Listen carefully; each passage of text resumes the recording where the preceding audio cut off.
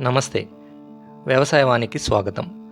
చిత్తూరు జిల్లా వ్యాప్తంగా దాదాపు 2.5 లక్షల ఎకరాల్లో మామిడి పంట సాగవుతోంది. జిల్లాలోని గుజ్జు పరిశ్రమలకు కావాల్సిన తోతాపురి మామిడిని అధిక విస్తీర్ణంలో రైతులు సాగు చేస్తున్నారు. కానీ మామిడి రైతులకు మాత్రం పంట చేదు మిగులుస్తుంది. పంట కొనుగోలుకు గుజ్జు పరిశ్రమలు ముందుకు రాకపోవడంతో జిల్లాలోని రైతులు నిరాశపడుతున్నారు. పంట కోత ఆపేస్తే కాయ రాలిపోతుంది.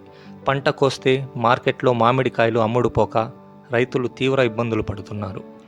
గిట్టుబాటు ధర లేక పెట్టిన పెట్టుబడి సైతం వెనక్కి రావడం లేదని రైతులు వాపోతున్నారు. అకాల వర్షాలు వచ్చి కొంత పంట నష్టపోయామని, పక్వానికి వచ్చిన ధరలు లేకపోవడంతో మిగిలిన పంట కోయలేక నష్టం వాటిల్లుతోందని రైతులు ఆవేదన వ్యక్తం చేస్తున్నారు.